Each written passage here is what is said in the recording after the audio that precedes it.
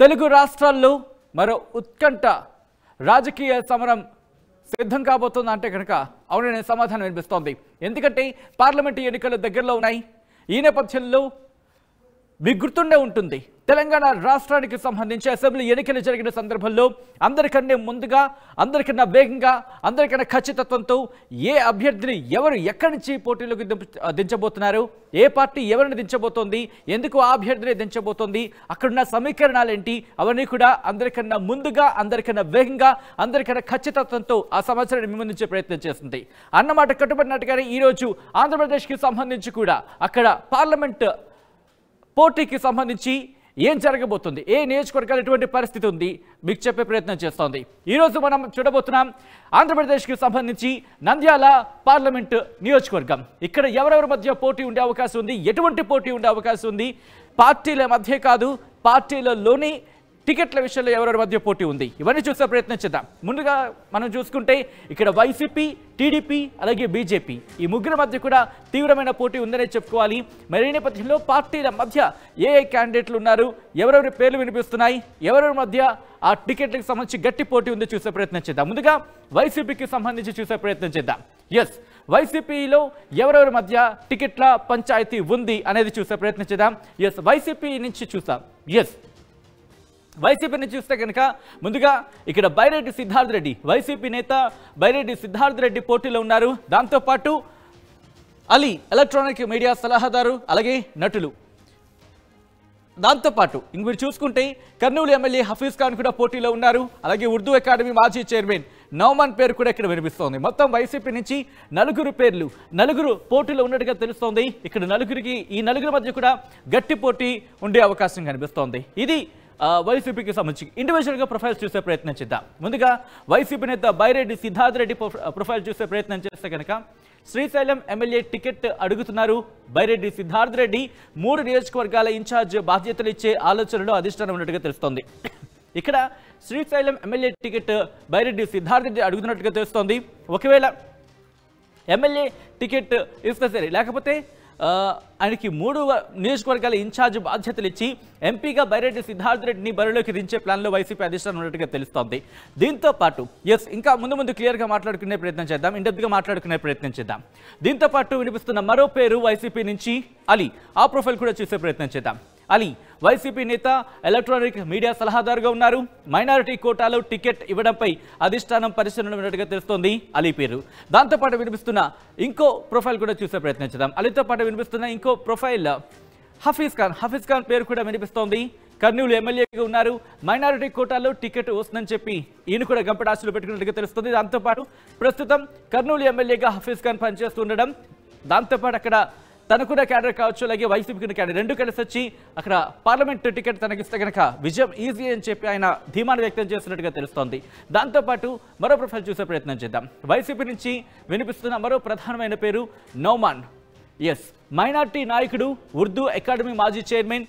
Minority కోటాలో టికెట్పై గంపడాసులు పెట్టుకున్నట్టుగా తెలుస్తుంది నౌమాన్ కూడా. ఇక్కడ కీలకంగా చెప్పుకోవాలంటే కనుక మైనార్టీలకు సంబంధించి టికెట్ ఇవ్వాలని చెప్పి వైసీపీ అధిష్టానం భావిస్తోంది. ముఖ్యంగా రెడ్డి లేదా మైనారిటీ వర్గానికి ఈ రెండు అంటే రెడ్డి నుంచి కావచ్చు, లేకపోతే మైనారిటీ వర్గానికి సంబంధించి కావచ్చు, కొన్ని టికెట్ ఇస్తే కనుక బైరెడ్డి సిద్ధార్థ రెడ్డితో పాటు మైనారిటీ వర్గం నుంచి 3 పేర్లు వినిపిస్తున్నాయి. సో ఎవరో ఒకరిని ఇక్కడి నుంచి అంటే ఈ నలుగురిలో ఎవరో ఒకరి పేరు దాదాపుగా కన్ఫర్మ్ అయ్యే అవకాశం కనిపిస్తోంది. ఇది వైసీపీకి సంబంధించి. ఒకసారి టీడీపీ సంబంధించి ఎవరెవరు పోటీలో ఉన్నారో చూసే ప్రయత్నం చేద్దాం.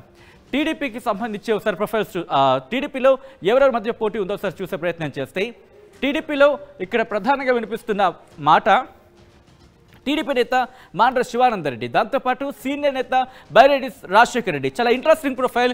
ఎందుకు ఇంట్రెస్టింగ్ ప్రొఫైల్ అంటున్నాను ముందు చెప్పే ప్రయత్నం చేస్తాను. దాంతోపాటు వినిపిస్తున్న మరో పేరు గోగిశెట్టి నరసింహారావు, హైకోర్టు అడ్వకేట్. వీళ్ళ 3 పేర్లు కూడా వినిపిస్తున్నాయి. ఒక్కసారి వీళ్ళ ప్రొఫైల్స్ గురించి మాట్లాడినప్పుడు అప్పుడు బైరెడ్డి రాజశేఖర రెడ్డి గురించి మాట్లాడే ప్రయత్నం చేద్దాం. ఒకసారి మాండ్ర శివానంద రెడ్డి ప్రొఫైల్ చూసే ప్రయత్నం చేద్దాం. ఎస్, మాండ్ర శివానంద రెడ్డి ప్రొఫైల్ చూద్దాం. మాండ్ర శివానంద రెడ్డి టీడీపీ నేత. 2019లో టీడీపీ తరఫున పోటీ చేశారు, ఓటమి పాలయ్యారు. ఇప్పుడు టికెట్ ఇస్తారనే ఆశలో శివానంద రెడ్డి ఉన్నట్టుగా తెలుస్తోంది. ఇది ఆయన ప్రొఫైల్. ఇక మరో ప్రొఫైల్ చూసే ప్రయత్నం చేద్దాం. Yes, next profile Byreddy Rajasekhara Reddy. Present ఆయన ఇండిపెండెంట్గా బరిలోకి దిగే ఆలోచనలు ఉన్నట్టుగా తెలుస్తోంది. అక్కడ కరెక్షన్ చేసే ప్రయత్నం చేద్దాం. ఆయన ప్రెసెంట్ స్వతంత్ర అభ్యర్థిగా ఉన్నారు. ఎస్, మరి కాస్త కరెక్షన్ జరుగుతుంది అక్కడ. ఎందుకు టీడీపీ నేత అనే మాట వినిపిస్తుందంటే కనుక ఇది ఎందుకంటే ఆయన ఇండిపెండెంట్గానే ఉన్నారు, మరికొద్ది రోజుల్లో టీడీపీలో చేరొచ్చు అనే మాట వినిపిస్తోంది. దాంతోపాటు ప్రొఫైల్ గురించి మాట్లాడుకున్నప్పుడు అప్పుడు క్లియర్గా మీకు ఎక్స్ప్లెయిన్ చేసే ప్రయత్నం చేస్తా. ఎస్, సీనియర్ నేత, నంద్యాల ఎంపీ లేదా ఎస్, ఒకసారి ఆయన ప్రొఫైల్ ఉంచే ప్రయత్నం చేద్దాం.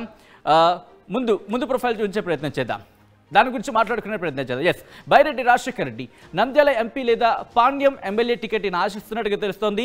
ఏదో ఒకటి కన్ఫర్మ్ చేస్తే కనుక టీడీపీలో చేరే ఛాన్స్ ఉంది. ఎస్, ఇది దాదాపుగా కన్ఫర్మ్ అయ్యే అవకాశమే కనిపిస్తుంది. బైరెడ్డి రాజశేఖర రెడ్డికి సంబంధించి టీడీపీలోకి ఆయన ప్రెసెంట్ ఆయన ఇండిపెండెంట్గానే ఉన్నారు, కానీ టీడీపీలోకి వెళ్ళే అవకాశం ఎక్కువగా ఉంది అనే మాట వినిపిస్తోంది. కారణం ఏంటంటే కనుక ఆయన నంద్యాల ఎంపీ టికెట్ అడుగుతున్నారు, లేకపోతే పాణ్యం ఎమ్మెల్యే టికెట్ ఇవ్వాలని చెప్పి ఆయన ప్రపోజల్స్ నడుస్తున్నట్టుగా తెలుస్తుంది. డిస్కషన్స్ నడుస్తూ ఒకవేళ ఏదో ఒకటి కన్ఫర్మ్ అయిపోతే కనుక టీడీపీలో చేరే అవకాశం గట్టిగా ఉన్నట్టుగా తెలుస్తోంది. దాంతోపాటు ఈయన కూడా అక్కడ మంచి క్యాడర్ ఉంది కాబట్టి టికెట్ దక్కుతుందని చెప్పి ఆయన ధీమానం వ్యక్తం చేస్తున్నారు. మరో ప్రొఫైల్ చూద్దాం. బైరెడ్డి రాజశేఖర రెడ్డి తర్వాత మరో ప్రొఫైల్ గోగిశెట్టి నరసింహారావు, టీడీపీ నేత, హైకోర్టు అడ్వకేట్గా ఉన్నారు, ఇటీవల టీడీపీలో చేరారు.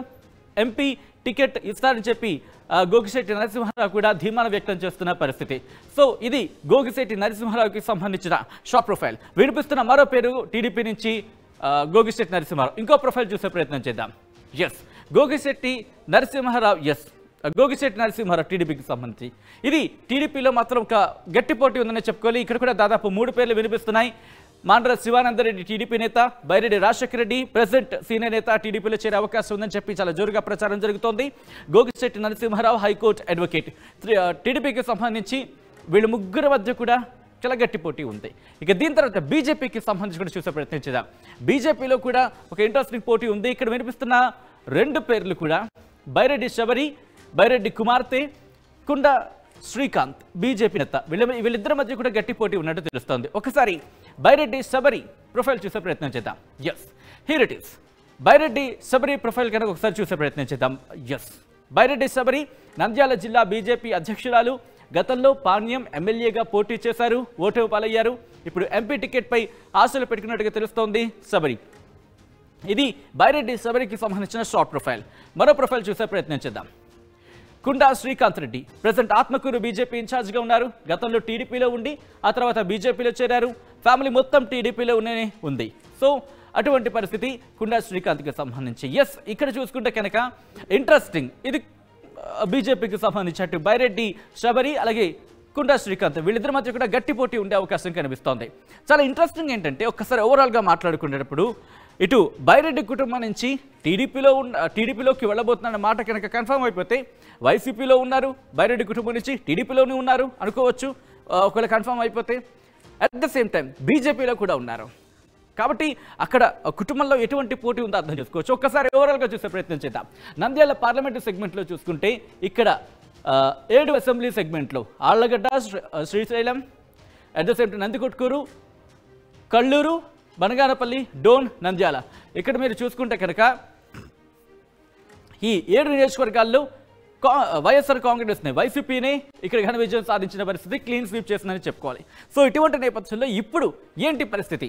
నంద్యాలలో ఏ పార్టీ ఎవరికి టికెట్ ఇవ్వబోతుంది, ఎవరి వైపు మొగ్గు చూపుతోంది, ఎటువంటి ఈక్వేషన్స్ ఉన్నాయి, ఇవన్నీ తెలుసుకునే ప్రయత్నం చేద్దాం. మా ప్రతినిధి హుస్సేన్ అప్డేట్స్ అందించేందుకు లైవ్లో జాయిన్ కాబోతున్నారు.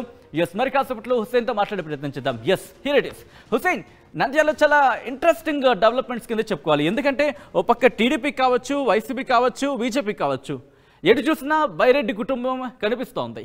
కానీ ఏంటి పరిస్థితి? ఏ పార్టీలు ఎవరెవరి గురించి ఆలోచిస్తున్నాయి, ఎటువంటి సమీకరణాల గురించి అక్కడ ప్లాన్ చేస్తున్న పరిస్థితి ఉందనుకోవచ్చు? సచిన్, ఉమ్మడి కర్నూలు జిల్లాలో రాజకీయ ముఖచిత్రం రోజు రోజుకి మార్పు చెందుతుంది. అయితే విభజితకు సంబంధించినటువంటి జిల్లాలు అటు కర్నూలు, ఇటు నంద్యాల పాణ్యం ఈ నంద్యాల నియోజకవర్గాల్లో మాత్రం రోజు రోజుకి రాజకీయ పరిణామాలు మారుతా ఉన్నాయి.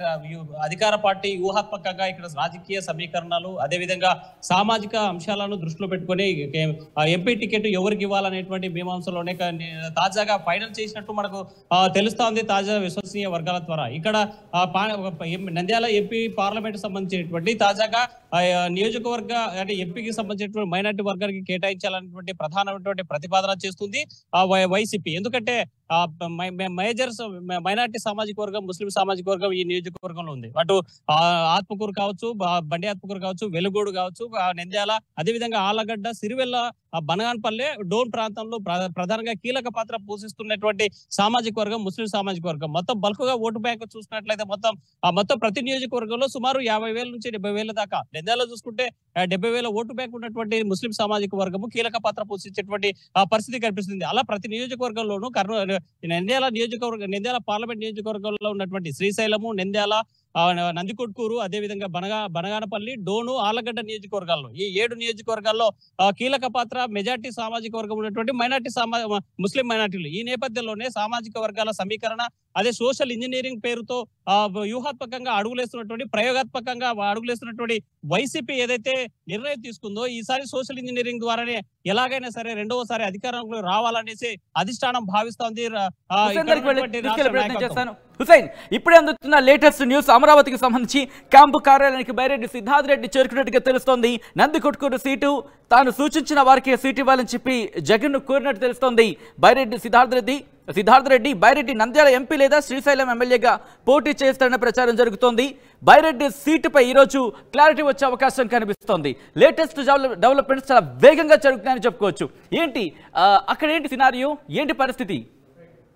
సచిన్, నంద్యాల పార్లమెంట్ నియోజకవర్గంలో రాజకీయ పరిణామాలు చాలా వేగంగా మారుతూ ఉన్నాయి. ప్రధానంగా నందికొట్కూరు ఇన్ఛార్జ్ గా ఉన్నటువంటి బైరెడ్డి సిద్ధార్థ రెడ్డి తన అనుచరుడు ఉన్నటువంటి సుధీర్ ని తన ఎమ్మెల్యేగా క్యాండిడేట్ గా దించాలనేటువంటి ప్రయత్నం చేస్తున్నారు. గతంలో ఉన్న 2019లో ఎన్నికైనటువంటి ఆర్తరు అదేవిధంగా బైరెడ్డి సిద్ధార్థ రెడ్డి వద్ద వర్గ విభేదాలు భగ్గుమంటున్నాయి. అయితే ఎన్నిక జరిగిన ఒక 2-3 నెలల నుంచే వాళ్ళ ఇద్దరి మధ్య అంతర్యుద్ధం స్టార్ట్ అయింది. ఇద్దరి మధ్య వర్గ విభేదాలు, వర్గ పోరు రాష్ట్ర అధినాయకత్వానికి తలనొప్పిగా మారినటువంటి సందర్భంలోనే ఇరు వర్గాలకి ఇప్పటిదాకా సంధాయిస్తూ 2 వర్గాలను ఏకం చేస్తూ ప్రయత్నం చేసినప్పటికీ వీళ్ళిద్దరి మధ్య సయోధ్య కుదిరినటువంటి పరిస్థితి. ఈ నేపథ్యంలోనే బైరెడ్డి సిద్ధార్థ రెడ్డి ఎలాగైనా సరే తన ఎస్సీ నియోజకవర్గం ఉన్నటువంటి నందికొట్కూరు నియోజకవర్గానికి తన ఇన్ఛార్జ్ గా కొనసాగుతున్నాడు. అయితే తనకు సంబంధించినటువంటి వ్యక్తి ఎవరైతే ఉన్నారో అనుచర వర్గానికి సీట్ ఇప్పించుకోవాలనేసి ప్రయత్నం చేశారు. ఆ నేపథ్యంలోనే కడపకు సంబంధించినటువంటి ప్రధానంగా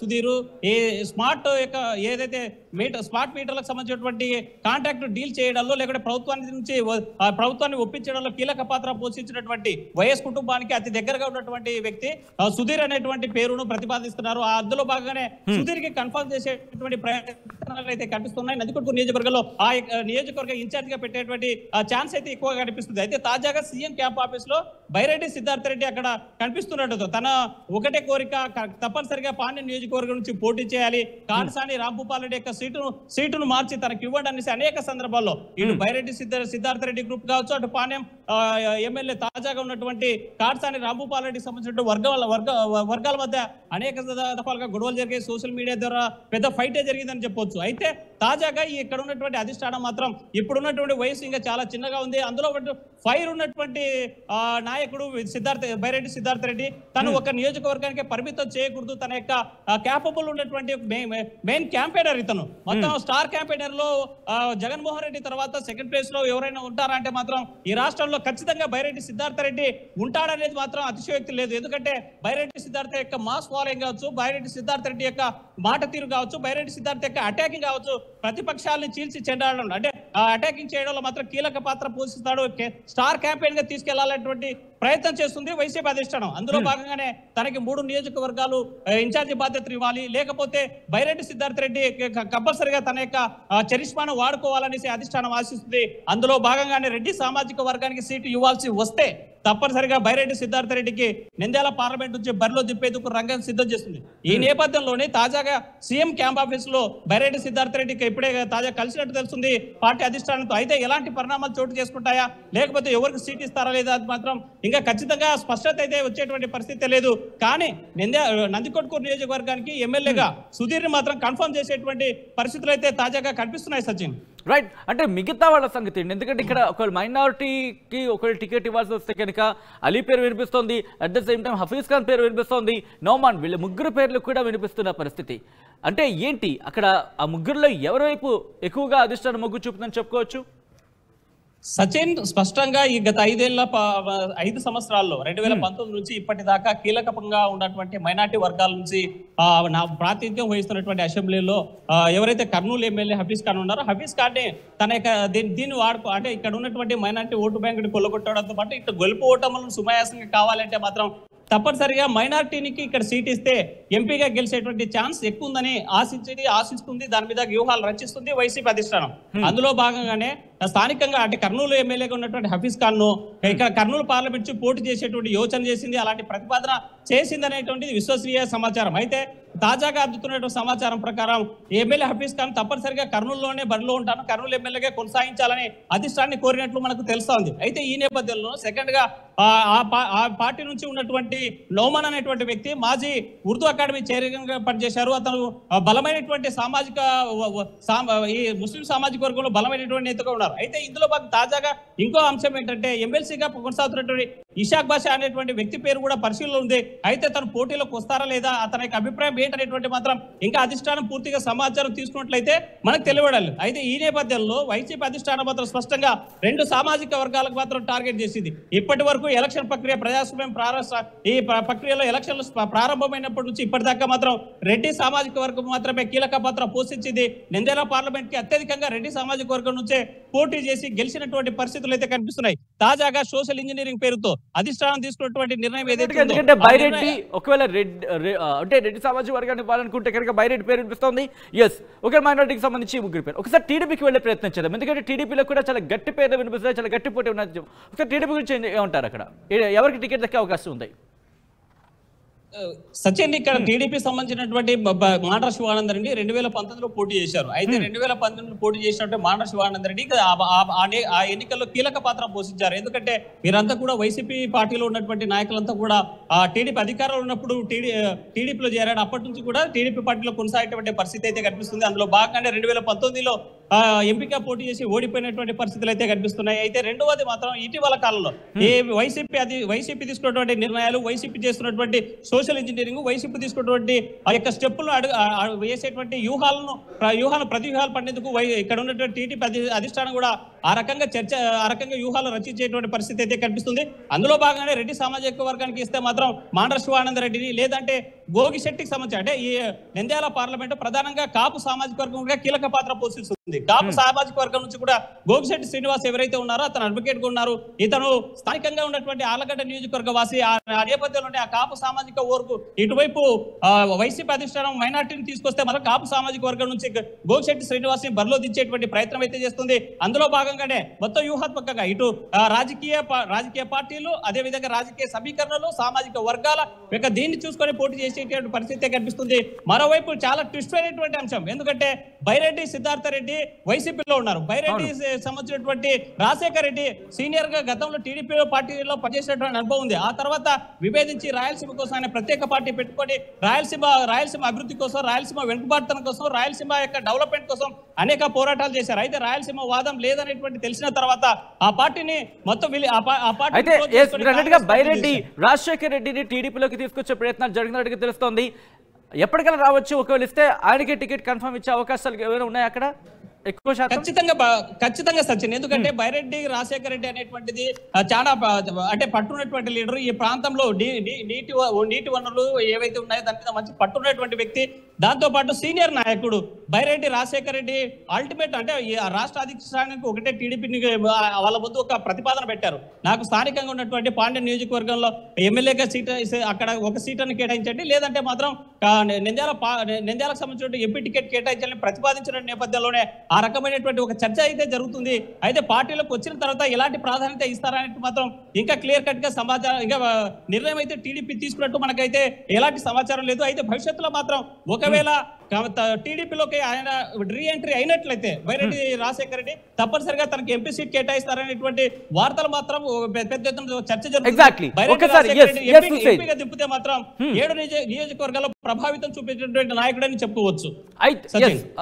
బీజేపీ గురించి మాట్లాడుకుంటే, ఎందుకంటే అక్కడ బైరెడ్డి శబరి బరిలోకి దిగబోతున్నట్టుగా తెలుస్తుంది. అంతపాటు మిగతా పోటీ కూడా ఉండే అవకాశం కూడా. బైరెడ్డి శబరి అలాగే కుండా శ్రీకాంత్. ఏంటి బీజేపీ సంగతి ఏంటి అక్కడ? సచిన్ బైరెడ్డి శబరి సంబంధించి ఇక్కడ నంద్యాల జిల్లాకు సంబంధించినటువంటి జిల్లా అధ్యక్షురాలుగా కొనసాగుతున్నారు. గతంలో పాండ్యం నియోజకవర్గం నుంచి ఎమ్మెల్యేగా పోటీ చేసి ఓడిపోయినటువంటి పరిస్థితులు అయితే కనిపిస్తున్నాయి. ఈమె సంబంధించి బైరెడ్డి రాజశేఖర రెడ్డి కూతురు అయితే అక్కడ డాక్టర్ గా కూడా ఆమె సేవలు అందిస్తా ఉన్నారు. ఈ నేపథ్యంలోనే బీజేపీకి యాక్టివ్ రూల్ చేస్తా ఉన్నారు. ఇక్కడ జిల్లా అధ్యక్షురాలుగా కొనసాగుతున్నారు.